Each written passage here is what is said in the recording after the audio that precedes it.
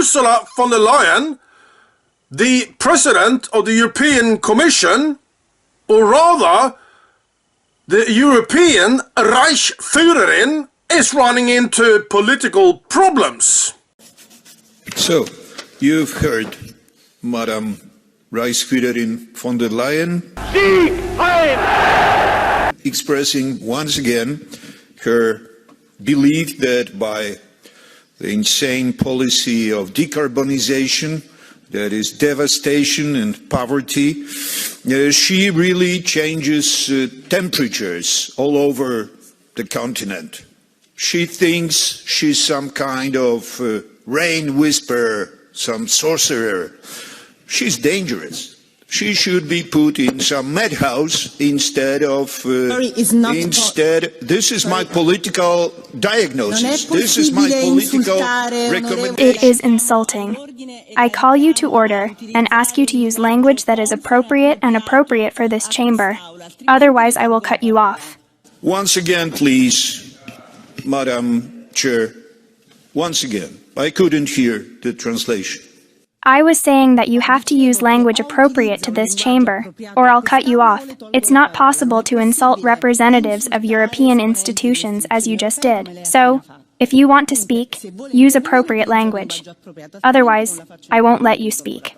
Okay, could you please, Madam Chair, advise me which particular word that I used is inappropriate? I'll cut you off. You called President von der Leyen a Nazi. And that's unacceptable. It's not possible. So if she... I referred to her position here. I call her Reichsführerin von der Leyen because this is the way she executes the superpower that you gave her, which is wrong, which is deeply wrong. Thank you very much, Madam Reichsführerin von der Leyen, for making my life so much easier, for making my work so much easier, because after you present, just another time, you present your vision of spending more and more money of European taxpayers for your insane projects, like Migration Pact, like Green Deal, like continuation of war in Ukraine. It's much easier to explain to my compatriots that the only reasonable way we have to choose is Polexit. To the President of the Commission, Ursula von der Leyen.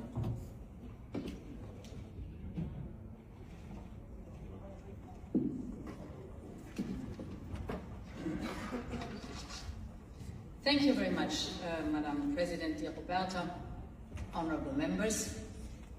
I want to begin with a topic that was central both to our discussions at the European Council and to last week's COP30 in Brazil. That is Pfizergate. The EU court's ruling is a resounding slap in the face of Ursula von der Leyen. She has broken the law. The European Commission has violated the principle of transparency, and that is now official. The judges made it crystal clear. The text messages between von der Leyen and Pfizer CEO should have been preserved and disclosed. Instead, they were deleted, it was covered up, and it's been blocked. This is no minor administrative matter. This wasn't a mistake. This isn't about paperwork or filing system. It's about a €1 billion contract, public trust, and the abuse of power in the middle of Europe's greatest power grab, masquerading as a health crisis. Ursula von der Leyen placed herself above the rules, above Parliament, above the law, above the people, like a queen ruling by divine right. But no one is above the law, not even Ursula von der Leyen. While thousands of citizens and even several EU member states have filed criminal complaints for destruction of documents and corruption, the Commission President remains silent. A court in Liège dismissed the case, absurdly claiming the plaintiffs lacked sufficient interest. And now, the New York Times has achieved what parliamentarians and citizens have been denied. The EU court has made it clear the Commission too must follow the law. Ursula von der Leyen can no longer refuse to release those messages. This is why we now need a committee of inquiry. Not just any committee, but one with real powers. Power. This is what I call the smoking gun. In this documentation, it becomes quite clear, and Naomi will then, of course, elaborate on that. Pfizer lied, and so did our governments. It is a mass murder. And again, I say this deeply knowingly as a Jew, as the granddaughter of Rosa and Joseph Wolf and all of their lost brothers and sisters. This is the greatest crime against humanity in recorded history, just numerically, because billions of people have been injected with this.